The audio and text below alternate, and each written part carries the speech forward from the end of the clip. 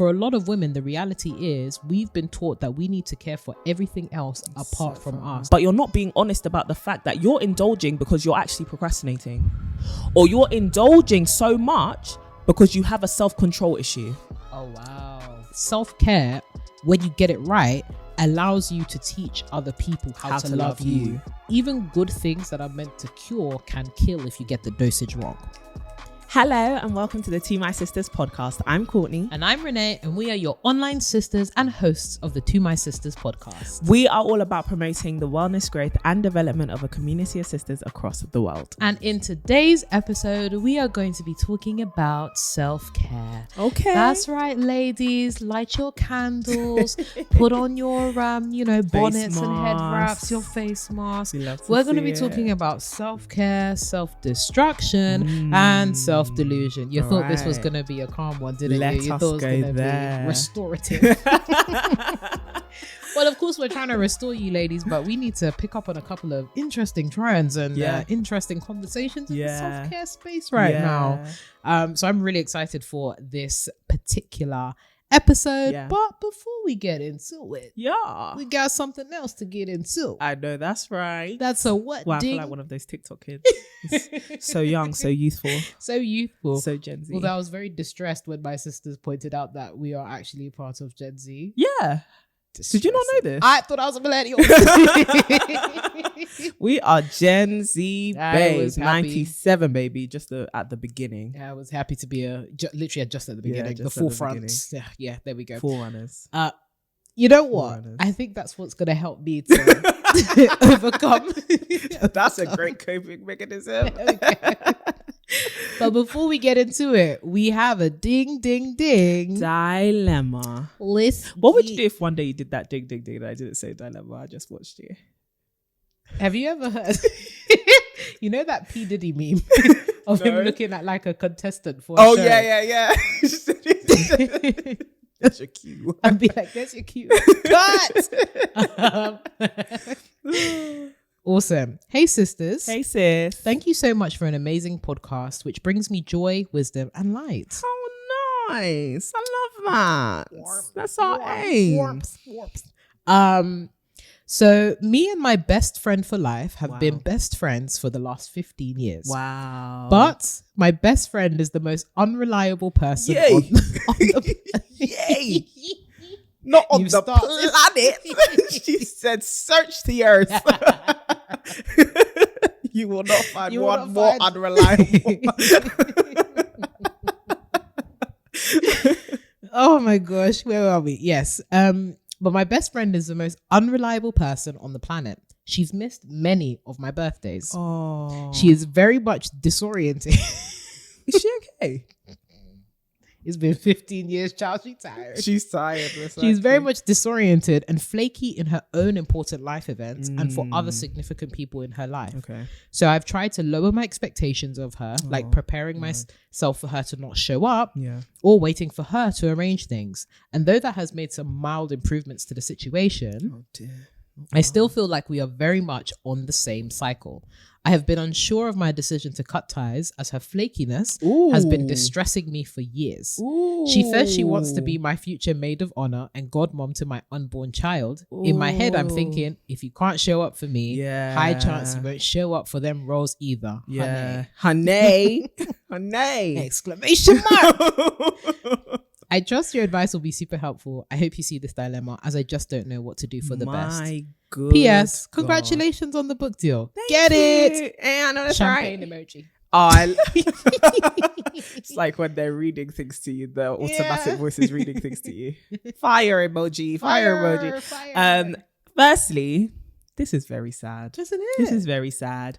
I question, though you have called her your BFFL, is that truly the role she occupies in your life right now? Because it's easy to just fall into, that's my best friend for life, probably because of time or, the transitions that you've seen in each other's lives. Maybe you've evolved from secondary school, university, having like big milestones. And now it's like, you're mainly my friend out of history rather than present practice and how you behave right now. I would first question that. Secondly, if this is an issue you've had for a long time, why have you let it fester for so long? Because now it's sounding like, personally, for me to jump from best friends for life, like I consider that like what me and Renee have, right? To jump from there to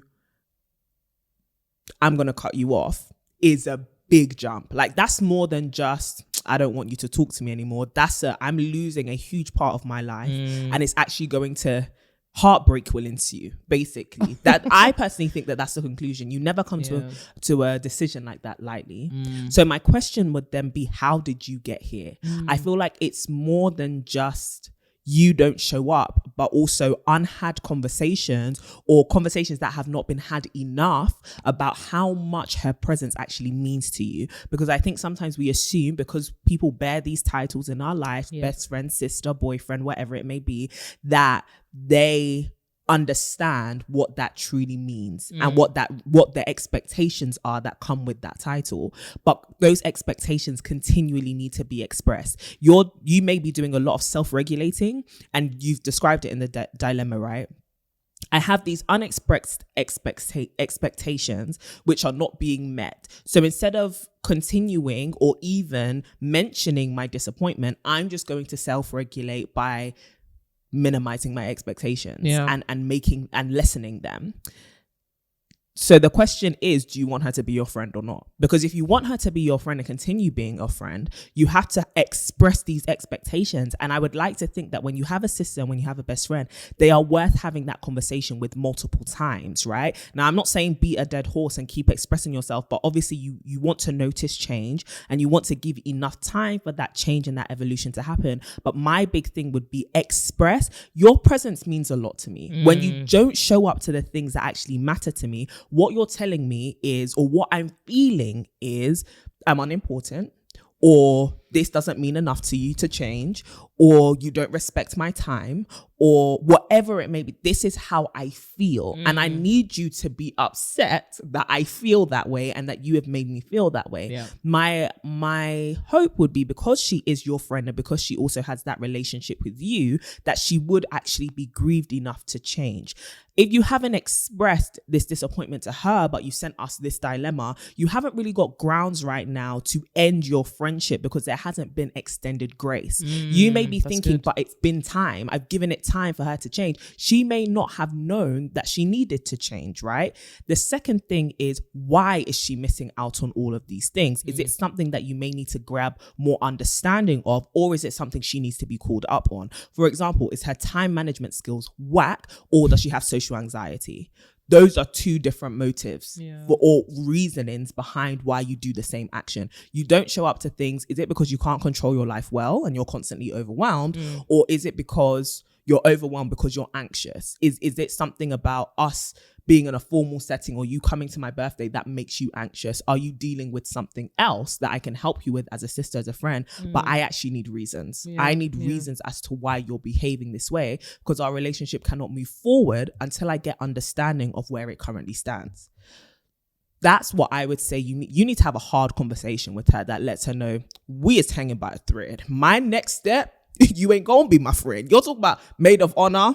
I'm telling you to the left, get out the door. Might not even make it to the wedding. Exit stage left. You might not even be invited. You might sit at the back. You talk about maid of honor. Behind the security. 100%. 100%. But we need to understand, how did we get here? And also, what are you willing to do? And how can I help you even to change so that we can progress in a positive direction, right? I think not everyone interprets the things that we see the same as us. So for example, she may be thinking, I didn't go to your birthday, but your birthdays may not mean that much to her. Maybe to her, showing up to your graduation or showing up to, you know, in the times when you were anxious and she prayed for you, maybe that means more to her, and that's her definition of friendship, than coming to your birthday celebration where you may be surrounded by loads of other people, right? However, if to you your birthday means the world, that birthday dinner is where you feel celebrated, where you feel like the closest people are there for you, where you feel like valued, right? Her absence means a whole bunch more. So I think the importance is also communicating this is the value I ascribe to these things, right? And because you aren't showing up, maybe because you don't value it as much as I do, it's not that I judge you for it, but I need you to understand what I'm interpreting it as, because this is how I see life. This is how I see these events. This is how I see these actions.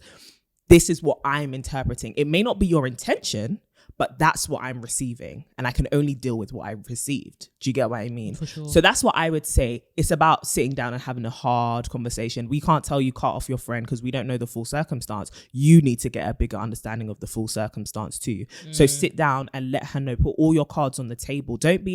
I think with sisterhood, it's easy because we're going to talk about this, because we're in a self-love, whatever generation, it's easy to make plans by yourself about what you are going to do, thinking that everyone else is just collateral damage and an accessory to your plan, right? But when it comes down to sisterhood, what you do and what you're thinking is going to affect her as greatly as it affects you. When it comes down to sisterhood, you need to consider your sister's input into your plans, right? And that's not saying allow somebody to control you or take away your say, but it's also to value their say, to value their side of the story as highly as you do your own, because both sides of the story is what's actually making up the truth.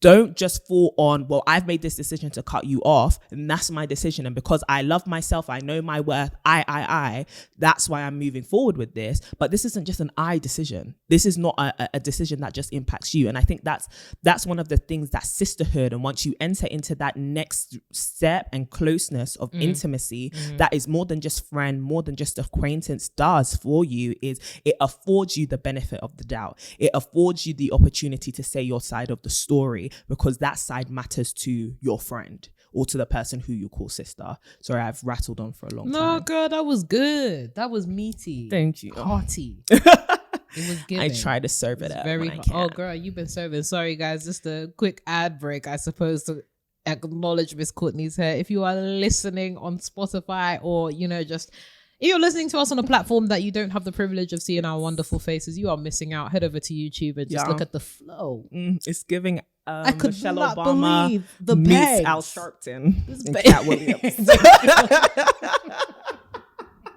Not the bang. Not the flow. Yeah, man. The heartiness. I'm on a hair journey, girl. But anyway, we gotta be good. That's not what this episode is about. Damn, you been arriving.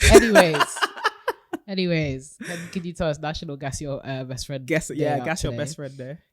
But yeah, no, definitely agree with everything that you said. I literally, when I was reading over that dilemma, I was kind of like, it's been a long time. Your friendship has to be 15 years. It has to be. And for me, again, my frame of reference would be you and I can't imagine like having spotted a symptom or an issue for that long and not having like maybe said anything. Yeah. And perhaps, we don't have the full story. Maybe you may have had sit down conversations with her, but we don't know. We're going off of the premise of this has not been expressed because in this particular manner, that the consequence would be you cutting off your friend. Like, have you actually sat down and said, hey, look, if you don't fix up, you got to get out.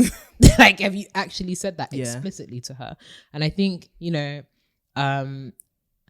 many of us see endurance as a badge of honor, but endurance can only be celebrated when you endure in a thriving position. Like, if you haven't implemented mechanisms that allow you to thrive, think of a marathon, for example. If you haven't implemented mechanisms to allow you to keep going in a thriving manner, then you're just dragging your injuries across the finish line. And there's no point in doing that, because at the end of the race, there's only going to be resentment. Right. There's only going to be pain. There's only going to be deep set injuries and wounds that probably could have been fixed at a lot earlier of a stage than now.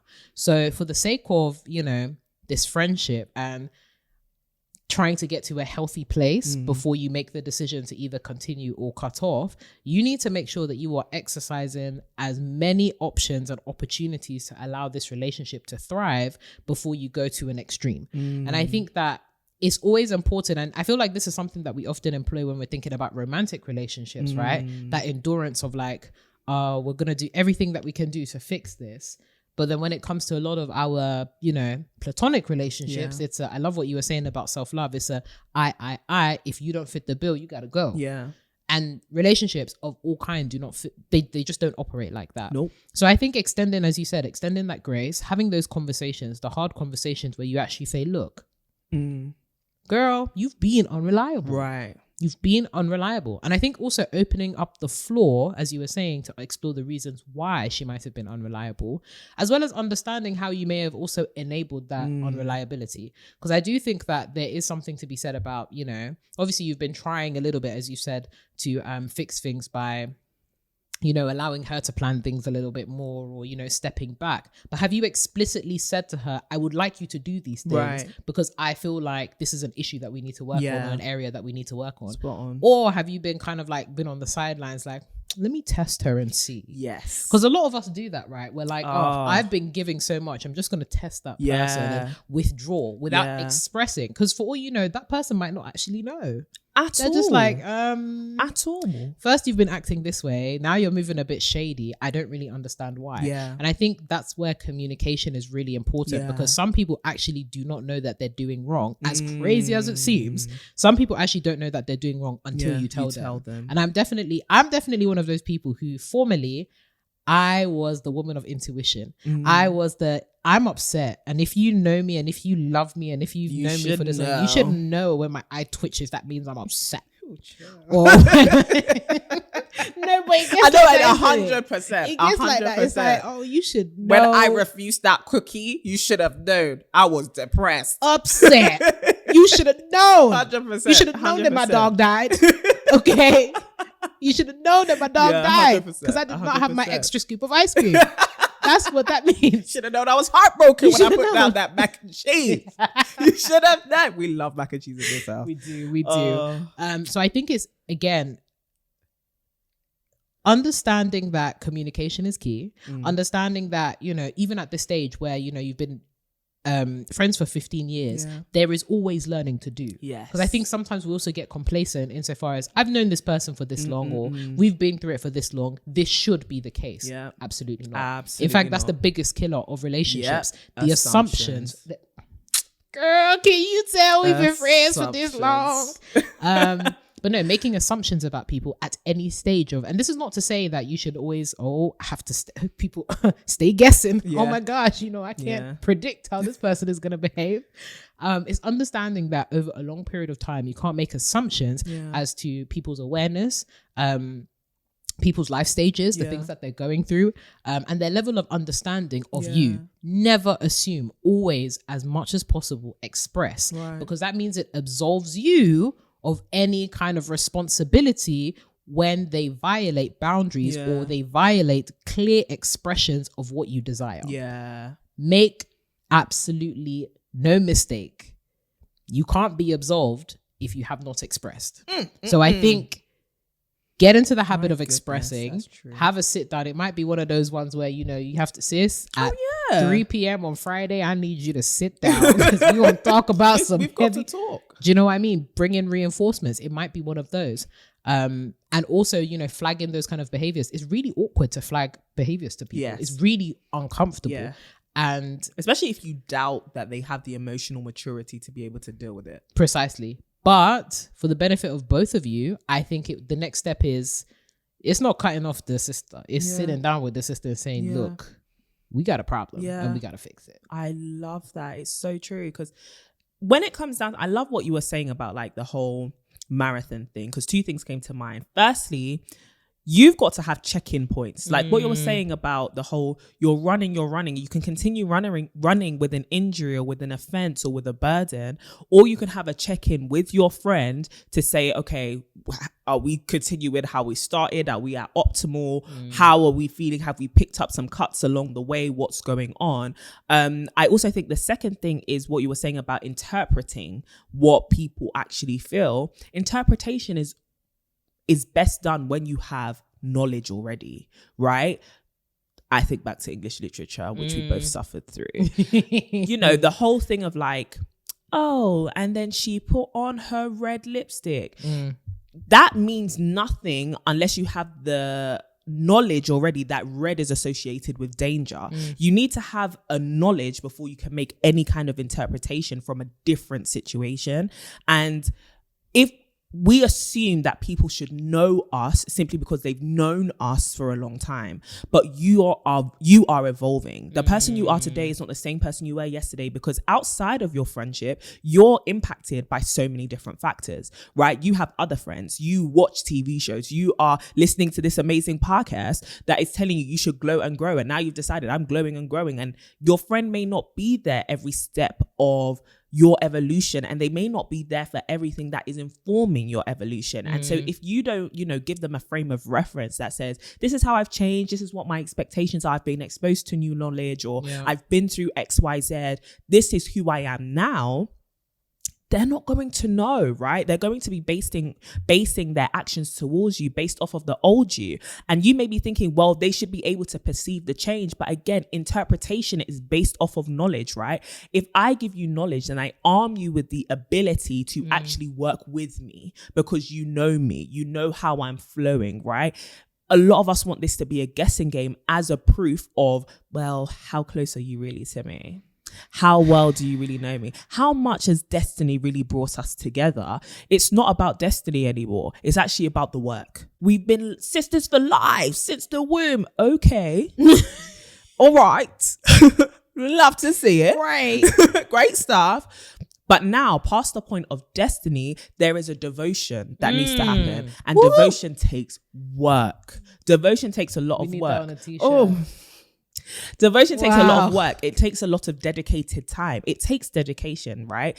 The third thing that you said so perfectly, which was about when we're saying you should give her grace, right? I think it's easy for people to misinterpret that, because I think grace has often been painted as passive acceptance called forgiveness. Do you get what I mean? Yep. People will say you're forgiven, but what they're doing is passive acceptance. One thing that as Christians, we're Christians, one thing our faith highlights to us is the correct response to grace is repentance. You actually have to change. Yeah.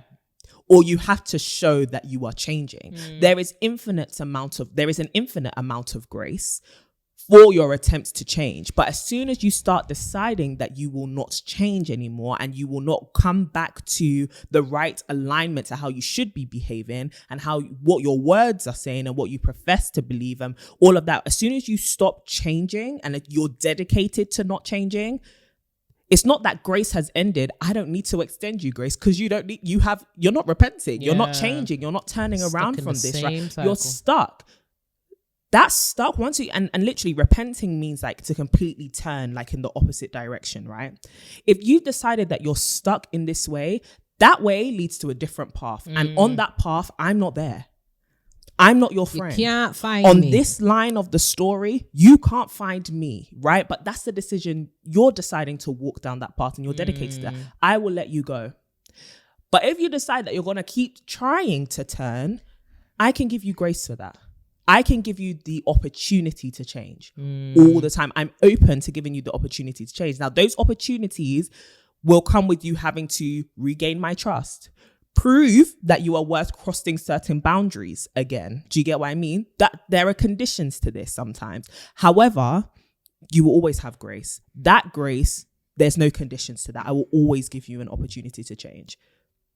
That's what I'd say. So don't misinterpret it in the sense that we're saying don't have personal boundaries and don't have, consequences for if your expectations are not met, but have grace, please. Have grace. Yeah. Well, sis, we're wishing you all the best with that. We really do. Look, we are proponents of the long life and longevity of wonderful sisterhoods. Yeah. And we want you to thrive, and we want your friend to thrive too, because it might be something, as you said, it's affecting other significant relationships. Yeah. So it's actually really important for you to flag this to her so that she can make changes in those areas. Yeah. But wishing you all the best, sis, and keep us updated, please. Have the hard conversations, and we are supporting you. But at the same time, girl, we're gonna hold you to account. Yeah. Write it down. But I think that was actually a great segue, or rather opener, into today's conversation. Okay. Which is all about self-care, self-destruction, and self-delusion. Ooh. And the reason that I thought that this would be an interesting thing to delve into, particularly now, where, the second quarter into the new year. Yeah. And we've been hit by hit of things just cascading upon our head tops. Yep. And I've definitely been seeing the rise of, you know, self-care content, self-care like articles and well-being. And it's a space that both of us actually operate in so far as a lot of the content we create around self-love and self-care and well-being and happiness. However, to every good thing has a dark side. Oh, come on. To every side is a moon. Oh, wow. To every day there is a night. Poetry. This is great stuff. Wow. To my sisters in cinemas. That sounded like a serious trailer. Wow. So every day there is a night. Did y'all hear that? To every side there is a moon. But you know, what will there's an she Usher. do? Have you heard the Usher song? Confessions, the prelude to it. When he's having the conversation on the phone. Ooh. It's giving those vibes. What? But also he says something like there's 3 sides to every story. Yes. There's her side, there's his side, and then there's the truth. Dun, dun, dun. And in the spirit of that, I wanted to ask you, what are your thoughts on self-care in this particular era of life right now? Yeah. And how realistic are our perceptions of self-care right now? Like, how realistic is self-care the answer to the problems that we're facing on a day-to-day basis? Right. So I'm going to come in and say, like you said, we are, you know, advocates for self-care and making sure that you're okay and self-love and all of that. But I think the place that we're getting to as a generation sometimes, especially with a lot of this, I always say it's self-centered content, right? And I'm not using the word self-centered in a negative sense. I'm saying it's self-centered in the sense that it puts you at the center of everything. We're talking about main character energy. We're talking about personal development. We're talking about even self-actualization and healing. It comes down to a lot of the time yourself. You are working on yourself. You are the benefactor of that work, and everything around you is an accessory to you, right? And I don't necessarily think that is bad if it also helps you to realize the weight of your responsibility, your need to take accountability for the things in your life and the way that they change or the way that they don't. But also I think it becomes self-centered in the negative self, or self-indulgent rather, when we act as though we are the only people that matter, that our self-care is the fix to everything, that we as ourselves can fix everything and everyone. And also when we don't take into account our need to also care for other people, because self-care can become very self-centered when it doesn't empower you to actually take care of other people, right? And I learned that from you actually, because I remember we had an Instagram live before we ever had a podcast, our first and only Instagram live we have done together.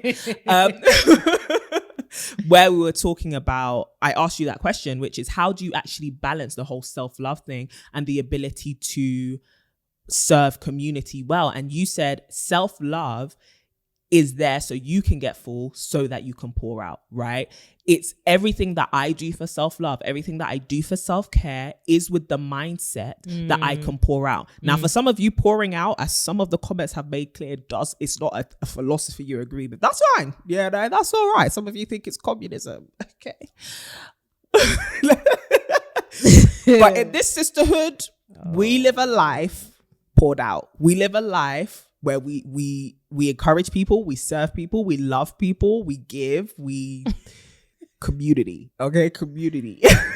Community, not communism.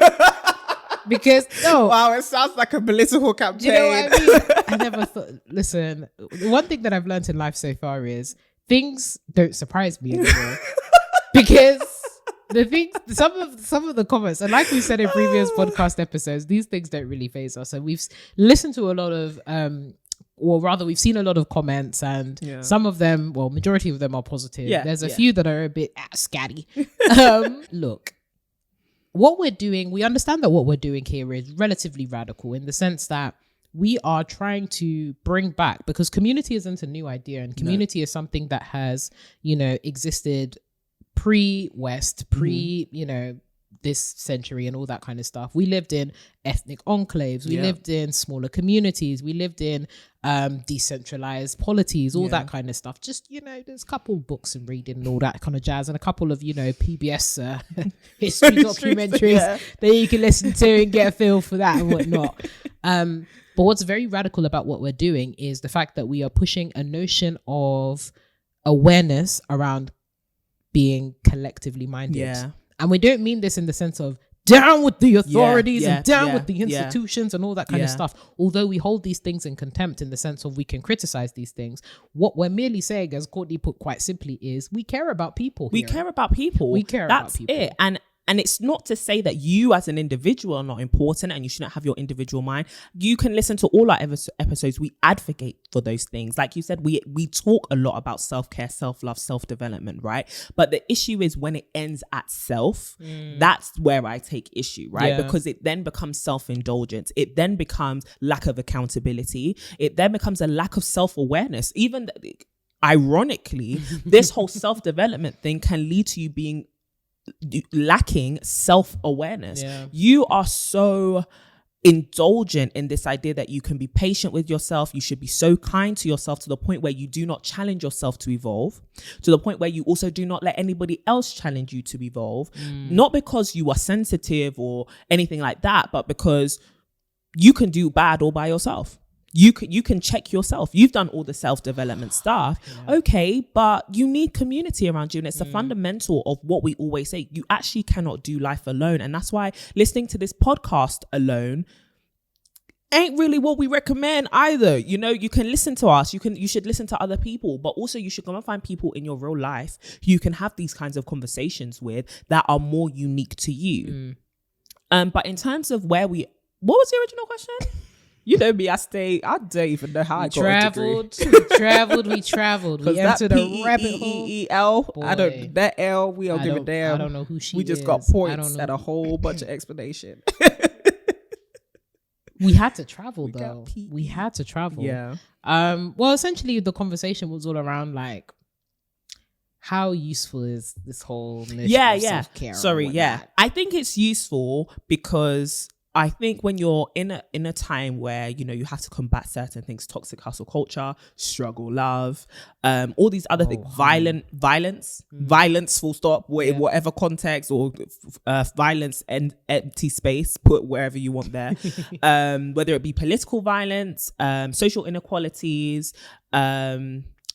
domestic abuse, like you're in a generation where there is a lot of things that can actually weigh you down and beats the hope and the life out of you. Do you get what I mean? And so I think encouraging people to be their own, to find their own encouragement from within, and also to afford themselves the tenderness and the care and the love that society often can deny them is not a bad thing. I actually think it's very important. Where I'm saying it goes badly is when you get to a point, and I don't think you can self-love yourself too much, but I do think it can start to fuel arrogance. It can start to fuel individualism. It can start to fuel a mindset that says everything else is a threat and only I can preserve and only I can build what it is that I am building, whether it be your career, your business, your home, your life. It's I can do everything by myself because I am enough, right? And there are two ways to see that. I am enough as in I am worthy of everything that I have, and I am enough as in I don't need anything else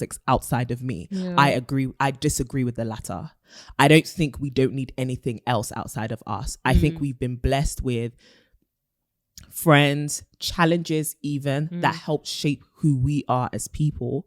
And the self-love movement or this can easily become self-indulgence when we do not allow ourselves to be challenged. We do not allow ourselves to see beauty in those challenges. And also we don't allow ourselves to be corrected or to identify that there are things wrong with us. And that's not to say to become self-critical, but it is to say that self-love is not blind acceptance of yourself or, a passivity to your need to change. It really comes, it's like not a double-edged sword. It's a coin with two faces, right? You can't have one without the other. The full story is self-love and self-development or self-care comes also with the fact that I need to identify the parts of me that are a danger to myself as well. I need to identify the parts of me that are not helpful. Yeah. But also I need to encourage myself in the parts of me that are. I need to also take care of myself in a world that doesn't take care of me. But the way that I can identify the things that are wrong or the things that are dangerous or the things that need to be worked on is by surrounding myself with other people. Yeah. Because I have to accept that on my own, I cannot fix this. Whether that is a dependence on knowledge, a dependence on network, or an invitation to friends, sisters, and people that says, help me, right? Self-care, for me, a huge part of it is saying, help me. Inviting people in to realize that me saying all these affirmations, I am enough, I am worthy, I am beautiful, I am XYZ, doesn't change the fact that there are some situations in my life and consequences of what I do, which prove to me I am none of those things because I've messed up. If we're going to keep it a buck, right? If you're going to put yourself at the center of everything, what happens when you fail? If you are the source of everything, what happens when you do wrong? His teeth are tight. It's very tight. And that's my gripe a lot of the times with this self-centered era. Do you get what I mean? Like, you can heal yourself, you can work on yourself enough to get perfect. My personal belief is you have to give yourself room to fail because nobody is perfect, including you. So if you fail yourself, if you fail other people, if the thing that you do fails, where are you gonna go? If you are the source of everything. And we can tell ourselves, well, that's when the self-development comes in. But even the self-development can't happen in isolation. Because you failed because you didn't know. So who's going to provide you with the knowledge? Someone else.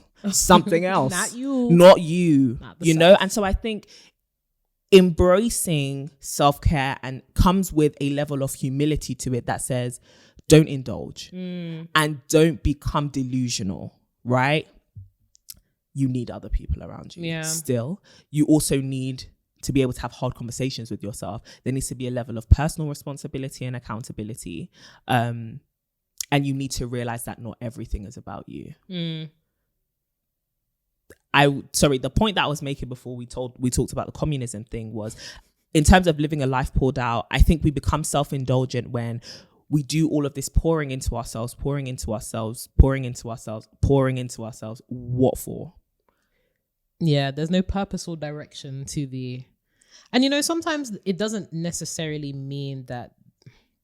I think it's important to make the distinction between, like, actually resting and self-care. Because I do think that in terms of, like, indulgence and stuff, sometimes it's nice to indulge in yourself. Oh, 100%. But if you're doing it all the time... That's where the issue is. Consistently, all the time, consistently, to what end? Yeah.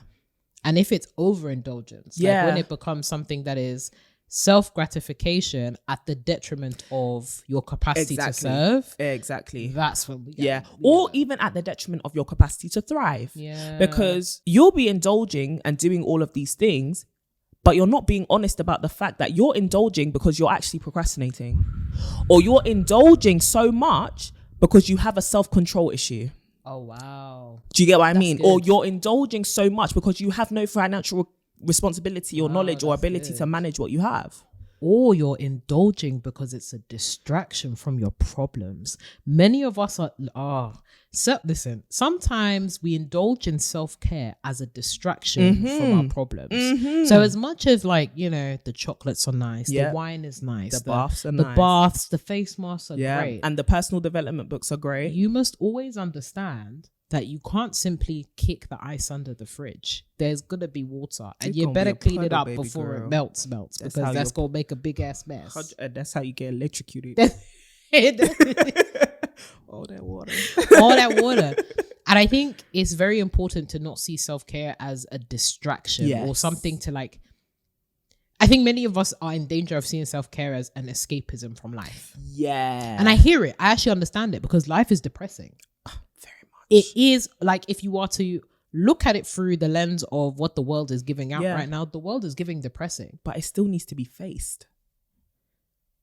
And if your healthcare is, if your self-care is powering distraction as opposed to powering resolution, you are not going to feel as though you've been rejuvenated. you're going to resent the fact that you have to return to real life.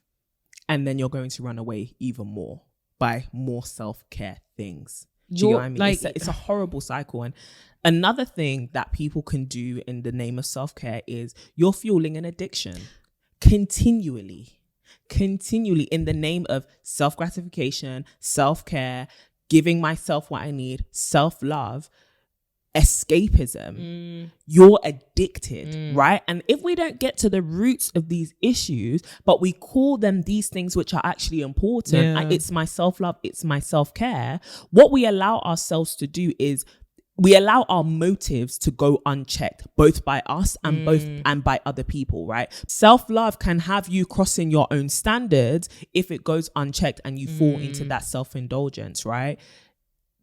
Yeah. No, I love that. I certainly love that. And what I actually want to do with this next piece is to go on to the flip side of the conversation. Yes. What are the negatives of not embracing forms of self-care? Because I think there's something to be said about, you know, the overindulgence. Yeah. But then on the flip side, many of us are overindulging in the sense of we want to be the hard-nosed hustle culture proponent. Right. We want to be, and especially as women, many of us are coming from backgrounds whereby we've been taught to care for everything else and everybody else except for ourselves. We've been taught to wage war on behalf of other people. We've been taught to cultivate all of our nurture capacity and nurture building for other people, whether it be our unborn child that we may or may not have or even desire, but society tells us we have to prepare ourselves to be a mother.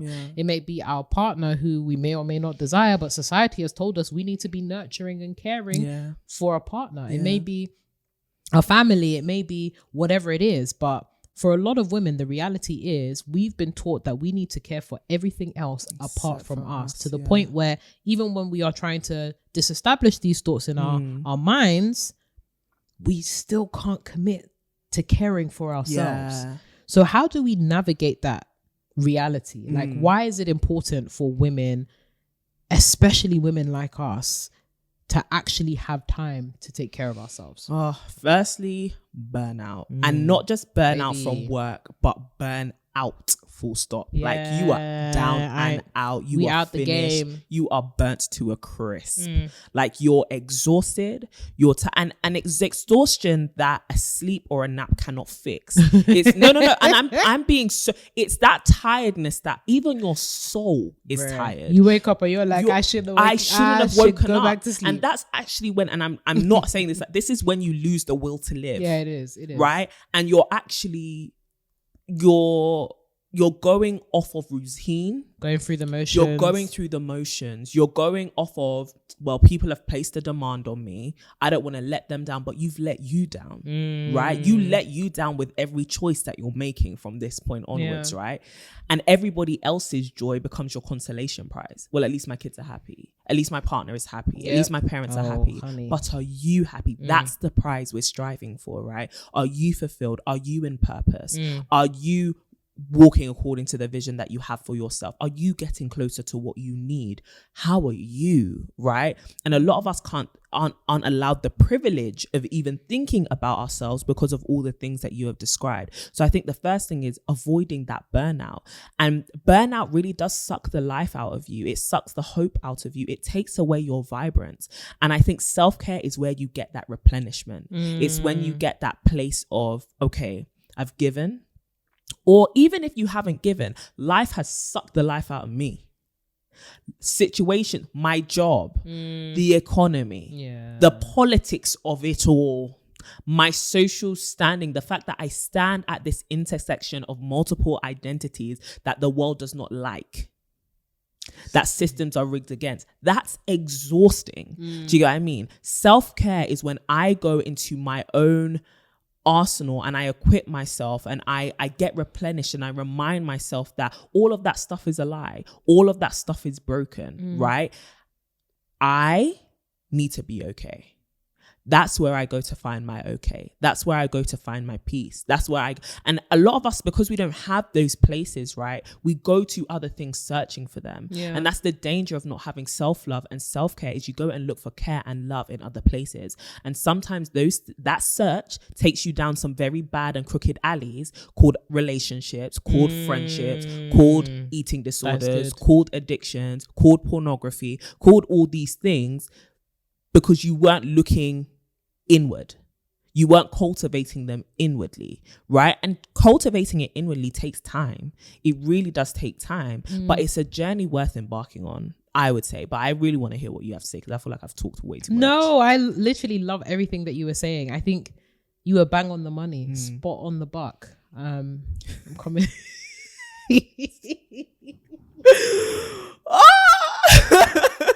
Oh, guys, I am coming out with all the poetry. You really are. I think I was meant to be a poet and not a rapper. I don't know why they don't quite translate for some reason, because you would think being a good poet means that you'd be a great rapper, but alas. But I guess rap is about like performance. Yeah. Yeah. I did drama.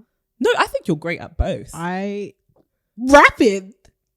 I've already expressed my feelings. I'm not going to support your rap career. But I think if you were to go into spoken word, you'd be amazing. I think that's a happy medium. I think that's a happy medium. I agree. Do you know what's funny? Or like script writing. I think you're the best at that. Okay, guys, like when we come up with like films, because right, pay attention to the when. All right, yeah, you produce. How about we do that? Yeah, how about we do that? What was the question again? No, I'm kidding. I don't know. I know what it was. Okay, you know what's even funny about what you just said? Actually, like my brother listened to that episode where I was doing a little demo rap. Oh yeah, and he was like, Renee, I say this as your brother. Don't do that again. You're not MC nothing. Okay, I let you go a text. He was like MC Renee. Yeah, I was like, oh God, embarrassing. But someone under my vlog, someone said that your bars were good. I think they were just trying to encourage you. God I think will bless you. It's like what they say to church children. Look here. You know, the thing about the truth is not many people can swallow it. Yeah. Or see it. They can't see it. What were we just talking about? Usher? There's 3 sides to every story. But I think the truth in this case is the one we see, guys, this is a microcosm of the hard conversations that she said, I'm delusional. She said, I'm delusional. I can't have you. Like, one thing I've always wondered is how people who can't sing, how they end up on X Factor. And it's because friends are enablers. How can your friend be standing with Anta Deck watching and you? They'll be like this. Oh, she's coming on now. Oh, I hope that she doesn't get too nervous. You know for damn well it's not the nerves that she should be afraid of. She can't sing, or he can't sing. No, but you know, sometimes, have you ever felt it? You know, when you love someone, everything they do is just spectacular. Never. But then the moment you fall out of love with them, or the moment then you can see it. But surely you can hear. No, but sometimes love is a hell of a drug. That's why I don't get high.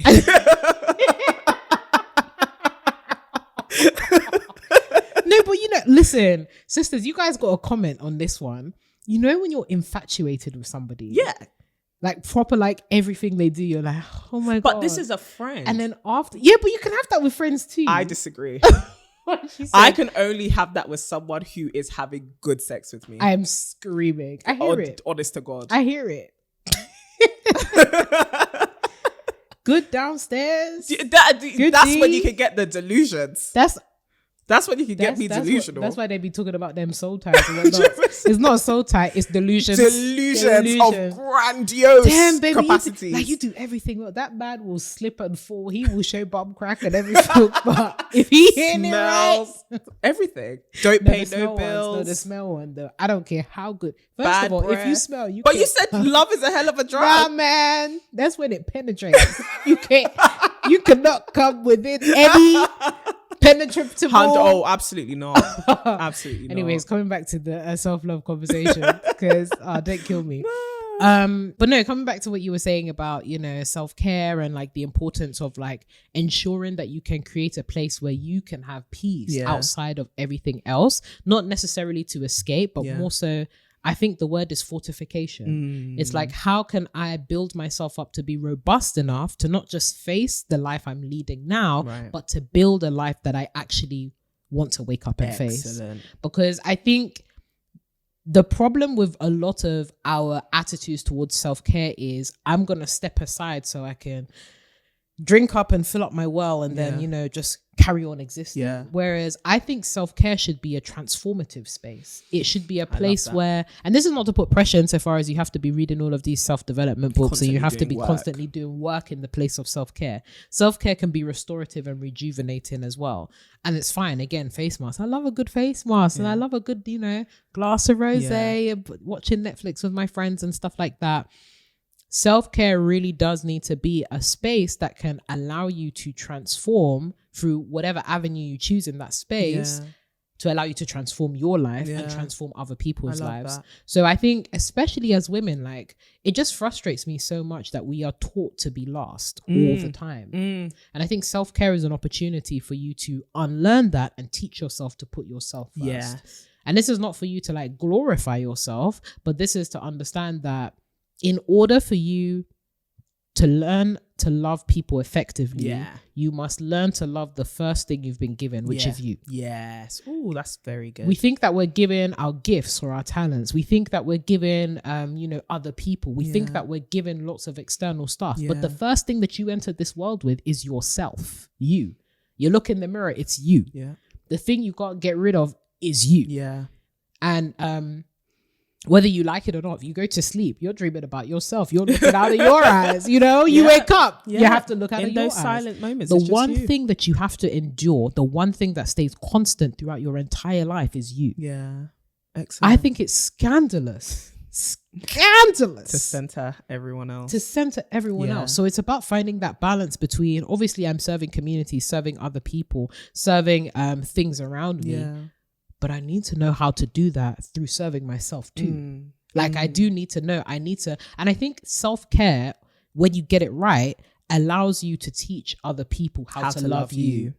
100%. Because as you were saying, so many of us are looking for love and we're going down. I love. I love the analogy. You're annoying. That analogy you used blew my mind, baby. I felt like I was getting a blowout. I said, "Whoo, child." I love you so much. Love you too, man. Nah, that killed me. That really, damn, you left no crumbs. You ate, vacuumed. You see why I can't love? I can't lack self-confidence. It's my friend. The analogy that you used about us going down these bad, crooked alleys is so perfect. Because how difficult is it to now navigate your way out of these things once you're there? You're lost. Have you ever been, when you go down a dark alleyway and you can't see anything and you don't know how to get back to where you were? Yeah. Your navigation is off. And so many of us are travailing down these bad, crooked alleyways trying to find something, but we don't even know exactly what it is that we're trying to find. We kind of feel it, but we can't articulate it. We can't put words to it. We can't say, this is what I need, or we can only say, I want this, but we can't say what we need. Yes. And it's like, there's a difference between, say, I want gratification and I need self-respect. There's a difference between the two. There's a difference between, going after something that you think you desire and actually understanding what it is that will allow you to be transformed. Amazing. So I think that self-care is really an opportunity for you to cultivate how to care for yourself properly and cultivate what respect looks like for you and cultivate boundaries for yourself such that you can be able to educate people to do that for you and with you effectively. Because and that thing of what you said, knowing what you're looking for, right? A lot of us are going down these, for the sake of carrying the analogy on, going down these dark alleys, like you said, not knowing what we are looking for, but we keep looking, right? We're still searching with the hopes that once we're presented with it, we'll have this natural knowing that this is it, but you actually never come across it. You need to have a good understanding of what love looks like. You need to have a good understanding of what respect looks like. You also need to know, and we say this all the time, you also need to know what it takes to give that so that you have an appreciation for it when you also find it somewhere else. Oh, so if you don't know what you're looking for, you're just going to keep looking. That's it. Right. The other thing that this analogy works great with is what you were saying. you go down this dark alleyway of searching for love or searching for self-acceptance, right, somewhere else because of hope. What hurts and stops you from getting back out of it is fear, right? Once you go down a dark alleyway, a lot of the times, the reason why you don't come back is you just know what you went through. The amount of how scary it was, what you may have seen. Dark alleyways ain't filled with good things, right? Oh, baby. You may have seen a dead body here. Somebody may have tried to rob you there. Somebody tried to punch you. Somebody successfully punched you. Let's keep it real. Someone successfely hurt you. No, but let's keep it a buck here. Keep my wife's name. Oh, I forgot. So yeah, I didn't realize. Yeah, no. Yeah, so yeah. Somebody has slapped you. Somebody slapped you, right? Or you were hurt. Such an unserious person. You were hurt, Word right? to Mr. Rock. 100%. Not Dwayne. Chris. Oh, it could never have been Dwayne. The Rock. The Rock. Oh dear. You would have hurt yourself trying to hit that man. I'm telling you. His arm would have On the rebound. broken. But yeah, you go down. You've been through things, right? You went searching for something pure. You went searching for something good, right? And it's not to say you can't find these things in other places. What is important to know is you've gone that with hope. You've gone down there with the longing. And because you have a longing for it so much, something which you do not yet have within yourself and you cannot survive without, whether it be love, acceptance, confidence, whatever it is, you're going to keep searching. So you're going to go in further and further and further down that road or down that dark alley of unknown, searching for something which you really do need, right? But what's going to stop you from getting out of something that is toxic, even though you're still searching for something in it, is knowing that you're too scared to actually come out because you know what happened on the way in, right? You know that if I get into another relationship, it's then going to be filled with a lot more vulnerability. And that last vulnerability the vulnerability I had in the last relationship was abused. So I'm going to just stay here because at least this is the abuse that I know. Not familiar violence. This is familiar to me, right? Fear will stop you from getting out of what you need because, or what you need to get out of, especially if you feel like I don't yet possess what I came in here to get, right? But you're never really going to find it anywhere else. You don't find self-love in anything else. You really don't. And self-love is actually really important. It's really important. It sets the standards and the parameters and it helps you know. And it's not to say that you're the cap, right? The way I love myself is the cap. No, other people can come into your life, and we've been blessed to have people who have come into our lives and seen us better than we've seen ourselves.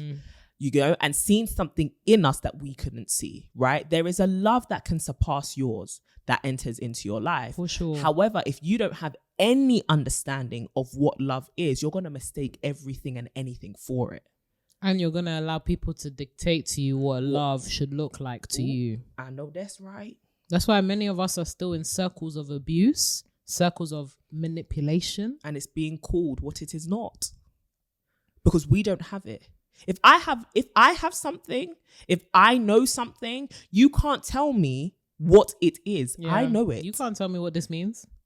You can't give me a red sauce and tell me that's mustard. I've had mustard before. It don't taste like that. Don't taste like that. Don't look like that. Can't be giving I me don't barbecue recognize sauce. that, right? And this is why we're big advocates for community, because when you don't have it, other people can be it for you. Other verified sources. Exactly. However, there still needs to be a process of verification. Yes. How do you know?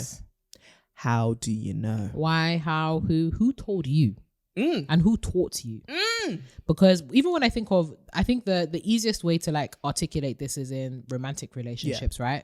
When we get into relationships with folks that are a little bit, you know, shoddy or, you know, broken down the way or whatever phrase you want to use, to off kilter. Askew. Askew. Yeah. Have you ever met someone that's just askew? They're just leaning. In everything they do, you're just, something's not quite right. Not quite right. Those kind of people that are just, what is it? Is it helter skelter? That's the word. That's what I was looking for originally. Helter skelter. Those people that are just a bit wayward. Yeah. As you can see, there's a lot of like synonyms for this, lots of popular phrases to describe these I don't want to say crazy folks because that is unfortunate. Yeah. Very much so. But there's a lot of helter-skelter folks who sometimes the question isn't just about like allowing them to, about checking whether, you know, what they say is true about a particular topic, or checking to see if their articulation of love is correct. It's also about understanding who's governing them, because no man is an island. As much as people will try and, you know, those really toxic people that are like, you know, it's us against the world. Yeah. Who taught them that? Where did they learn that from? Sometimes you actually need to trace back, or what was that in reaction to? Precisely. You need to trace back the origins of people's reactions as well as their articulations to understand what informed this. That's so good. And why. Why?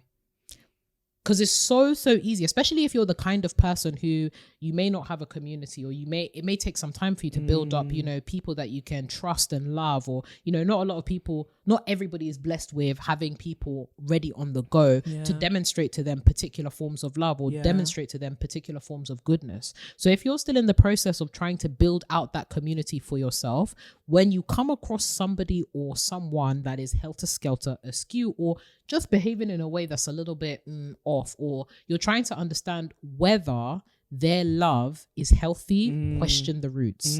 Go back to the roots. Where did this start? Yeah. Ask them about their childhood. Yeah. Ask them about their friends. Yeah. Ask them about their current experiences and the things that are outside of this relationship which shape who they are. Where did it come from? If you want to know a fruit, if you want to determine the goodness of a fruit, ask where it came from. Where did this come from? And you know why I love you? Because that's literally what was in my mind. That was in my mind. This idea of a fruit or a tree that's growing near toxic water.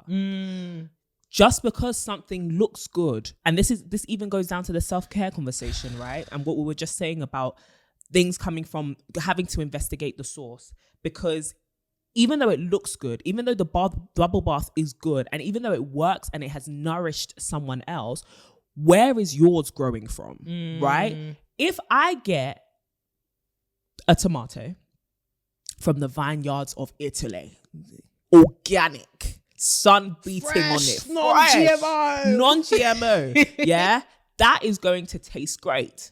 But then there are also genetically modified tomatoes grown only God knows where, which also taste great because they have been made. Oh, but you get what I mean? Because they have been made, man-made, to be everything that I need.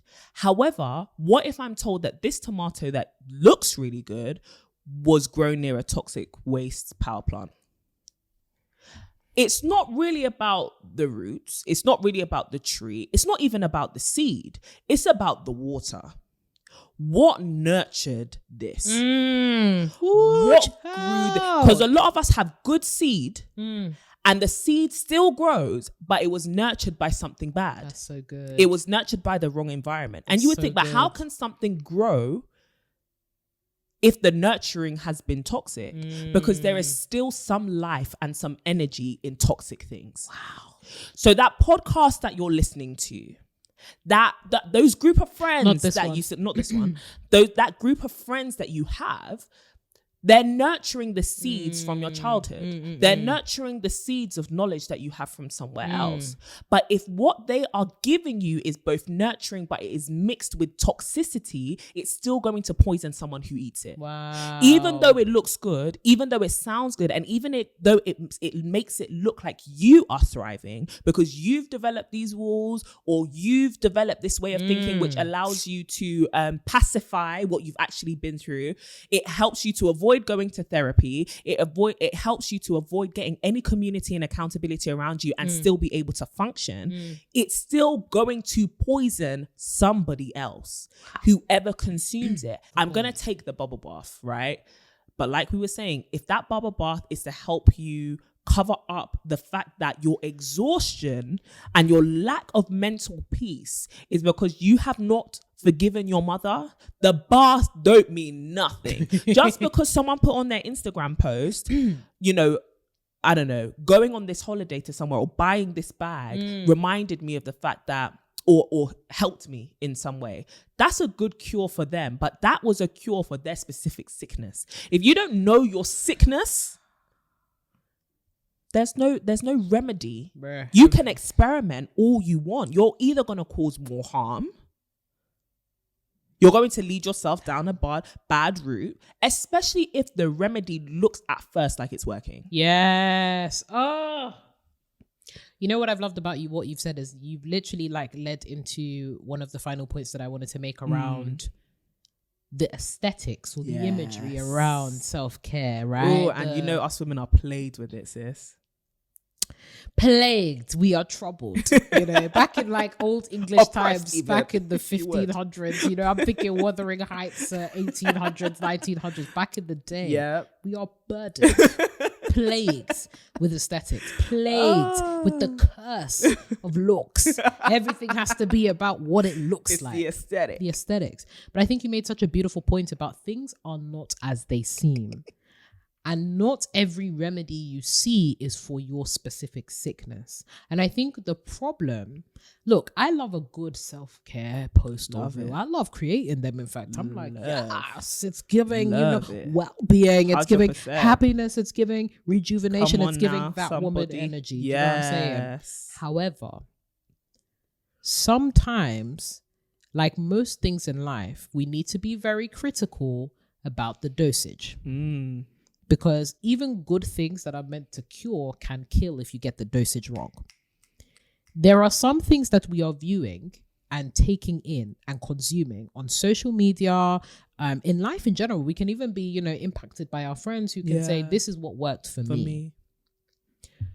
What are your thoughts on some of the dangers around the control, copy, paste era of the self-care aesthetic generation? Control V. That's right. Bam. Paste.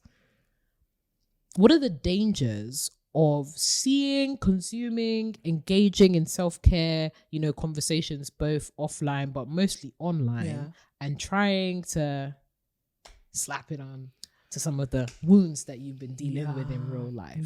So number one, a lot of self-care content, self-care things is driven by consumerism and capitalism. Let's start there. A bubble bath is not the solution to all your problems. It is not, no. It's not. Buying that dress is not gonna fix your self-esteem. Okay, let's keep it real. It won't bring your man back. It won't. I know you don't come here for abuse, but I'm trying. I'm trying with her. I'm trying to get her to keep, like, to relax a bit. She pulled me to the side. But this is how she is, guys. You know, this is how she is. I like to keep it raw. Keep it raw. You know, buying that makeup is not going to fix your insecurities, but it will be marketed to you as such, as the perfect remedy, so that people can get their sales, right? So people can get their likes, whatever it may be. And there's a whole conversation that needs to be had about that. We've had many conversations about that. So that's one thing. Have a critical, just be critical of the motive behind certain things, particularly content and stuff like that. And it's not to say it shouldn't be enjoyed or consumed. It should just be taken with a pinch of salt, and it should also be taken, like you said, with the correct dosage that is in line with your mental health, your mental your mental wellness. In terms of the aesthetic of things, I think it's because it's easy. It's easy to think this shower will fix things, because it will for a temporary amount of time. I mean, it will help you sleep. It will probably help you fall asleep, but it's not going to change the fact that you're going to be awakened at 3 a.m. crying. Arise. Or in panic. You know, when your trauma arise, right? And so you then step on to the next thing, which looks like a quick fix, which is, okay, I'm going to take this pill. Then the next step is, well, today I'm going to need 2 of these pills. And then the next step is, well, let me go and pick up the bottle too, you know? And we think these things are unrealistic, but they really do snowball when we're looking for short-term fixes to a really big issue, right? And an issue that has a very long route. I think it's, when it comes to self-care, my biggest form of self-care for people is not these superficial things which happen quickly. It's the hard things which can be done quickly but take a long time to get to. The hard conversations, the therapy, the building healthy relationships, the letting go of bad relationships. it's the underneath stuff, the pampering, surface levels, the things that spa sometimes stuff. do not neatly fit on a Instagram grid. 100%. 100, and the things that won't make it onto an Instagram grid because they're ugly. No, because they are ugly. They are ugly. We were saying this today, right? Yesterday, we both felt very overwhelmed, right? I was thinking, you know, I can go on Instagram and kind of get myself pepped up and I can post all of these things. But the truth behind it is I feel overwhelmed. Yeah. I feel panicked. As soon as I put my phone down, I'm still going to have those real feelings. So let me put my phone down, not create an illusion of anything, but I'm also not going to post that moment.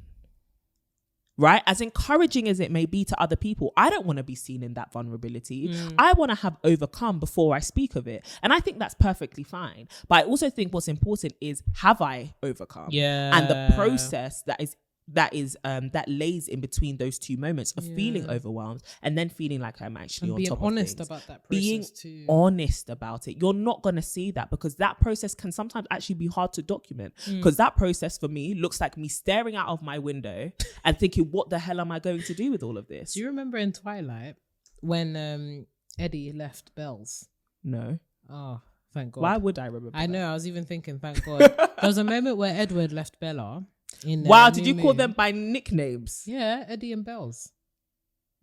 Bellsy. Are they my cousins? Why would I know that? Look, they're friends, man. Friends, man. I don't have friends that are vampires. I knew you were going to say that, That's you know. me. I don't play with the devil. I don't play with these demons. Yeah. But they had a heart. I don't care. I think Twilight's rubbish. I think it's trash too. But moving swiftly on. There was a moment where Edward left Bella in the beginning of New Moon, and Bella sat in this chair, and all you could see is just the seasons go by because she's out waiting for the love of her life to return. Don't let that be you. Or no, but sometimes you need that to be you. I think sometimes you just need to, don't post about it. Don't call a trusted person, right? No, because I also think that the issue with the reason why we've fallen into these traps is because I'm trying to document everything. I need to make it seem as though healing can be perfectly captured in a picture or in a post, but it can't. So then people get these unrealistic expectations that my healing can be found in this caption. But this caption took a lifetime to make. Yeah, that's so true. You know, so sometimes it is, for the next 1 year, I'm going to have to sit down with myself, sit down with a therapist, sit down with a mentor, sit down with myself and figure out how the hell do we fix this crap? And I think sometimes like, this is a tough one because as a content creator, as content creators, it can be difficult to know, not even difficult to know. It's important that we ascertain our motives first before we post. Like everything that you see me and Courtney post online is carefully thought about and carefully consulted. Not necessarily because we want to create a like perfect fake brand. Or perfect brand or picture or image of ourselves, but we understand the implications of our posting. Like we understand that there are folks that, you know, look at our content and engage with their content because it resonates with them. And it's not, what becomes difficult is you also don't want to manufacture. Yes. Because I think that sometimes the pressure is on, not just for content creators, but people who share bits of themselves online to manufacture these stories and these narratives and these images and these aesthetics of taking care of themselves and being healed and having overcome and they've gone through this. There's this almost insidious undercurrent of, are people going to be able to engage with me if I don't present myself as somebody who has healed? Yes. Do you get what I'm saying? Yes. Like, there's a lot of, we're still going through the process, and we say this every single week. Look, we're just here chatting a chin wag before anyone comes to say, hey, who are you to come on this podcast and talk and tell us what to do? We're music, we're thinking with you. We are growing with you. Glowing. That's why the tagline is glowing and grow. We don't have everything figured out. And we are trying to be transparent in our journey of figuring things out. So even when it comes to self-care, things that we may post even like a week ago, 2 weeks ago, a year ago, may have changed and developed by the time that we post something else. And I think it's important to be conscious of, when you are consuming content, understanding the motives behind the posting and understanding it can be difficult to like discern when this is happening, but understanding word, discernment, understanding when something has been manufactured, or when a self-care or self-love or any kind of piece of thing I'm consuming has been manufactured, understand to what end and for what means, by what means, why has this person done this? Again, going back to the roots, again, understanding what has nurtured this. Even when it comes to like the aesthetics of self-care, what has nurtured this as a response to this? And again, it goes back to what you were saying, discernment. Hi, we're Christians, so this is a principle that is, you know, very key to, you know, the faith. Discernment, understanding, opening your eyes, not just, you know, physically, what is behind what I'm being what is presented behind with precisely. And I think that one of the, alongside critical thinking, discernment is something in this generation that we would do well to cultivate more, because not everything is as it seems, and sometimes the intention was pure but the motivation was not. Like you can intend to inspire people, but you're not motivated by transforming people's lives. Right. You're motivated by capitalistic gain. Through the inspiration, through the intent to inspire. Or having to prop yourself up to feel validated, all of these things. So just be very, very, I mean, I swear we say this at least once every episode. Be very, very careful. We're just aunties. We really are. We're spiraling into aunties. 100%. Just be careful. Be very, very careful. Discerning. Critical. Thinking. I love that. And I guess on the flip side as well, as creators, as people who are putting things out, as, you know, boss babes, entrepreneurial babes who want to encourage other people and live a life poured out, also know that there is wisdom and benefit to you to really inspect what you're posting and why, right? Like you were saying, we are very thoughtful about what it is we post, not just because we don't want to create a bad impression for them, but we also don't want to become disassociated from the truth. We don't want to deceive ourselves, because it's easy to think the life you're putting out on life is the life that you live in real life, and it becomes a form of escape for you. If I can edit this to make it look like this, I can try and believe that to be true. But actually, what you're presented with is the reality, and you can become disassociated from the truth of things because you have fed into your own BS. You have fed into the story that you have created, and now you're believing it to be true. You still have to have that level of reality with yourself that says the filter, the likes, the applause, the fact that it's helping other people may not actually be helping me. Right? It may not actually be helping me truly be my authentic self and truly glow and grow the way I need to. That's why it's important to have somebody else who can see the reality, who isn't really bowled over by, because a lot of people admire your story of triumph. They admire your bravery, your courage, your dedication to whatever it is that you do. They admire it. However, if you have people who are constantly applauding you, who do you have in your corner who is, like we were saying with the X Factor thing, as funny as it was, who is behind the curtain that can be like, I love you and I support you, but you can't fool me with all of that because I'm not a fan, I'm a friend. So get friends. And I mean real friends, not just people who, hey babes, you look hot, how did you get XYZ? Maybe that will be another episode in of itself. We don't even have time to address that whole mess that I saw on the internet. We don't have time to address that mess. Wait, what's the mess? Girl, you missed it. There was somebody up on this Twitter, I know, cool. Girl, somebody on this internet, I think it was on TikTok actually. Shout out to my little sisters though, they keep me plugged in. Fair. It was their birthday as well, so shout out happy birthday to the girls. Twins. Shout out to the twins. Don't want to bay out your names before people come and look into your DMs. Do you know what I mean? It's like, oh my God, anyways. There was a whole mess online when a babe was out here talking about she wanted more friends that were baddies. We're gonna have to deconstruct that. I told you we don't have time for that mess. We're gonna pick up that mess next week. But thank you for that, Courtney. And I think to close off You saying it like it's an interview. Thank you. I'm feeling like Oprah. So to wrap things up a little, to put a bow on it, to just put a signature on it. Yeah.